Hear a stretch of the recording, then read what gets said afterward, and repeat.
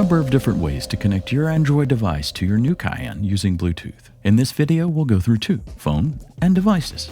Select the phone icon. Start search.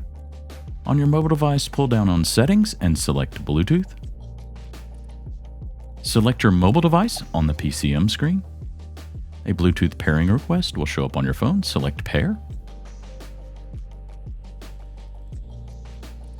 Would you like to allow access to contacts? Select Allow. Would you like to allow access to messages? Select Allow. A new device has been detected for Android Auto.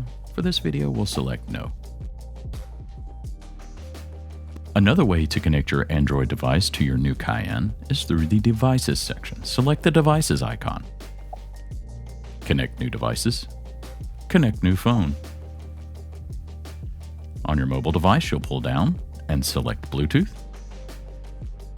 Now select your phone on the PCM screen. On your mobile device, you'll have a Bluetooth pairing request. Select Pair. Would you like to allow access to contacts? Select Allow. And access to messages. Select Allow. A pop-up will come up asking you to connect to Android Auto. For this video, we'll select No. You have now connected your Android device via Bluetooth to your new Cayenne.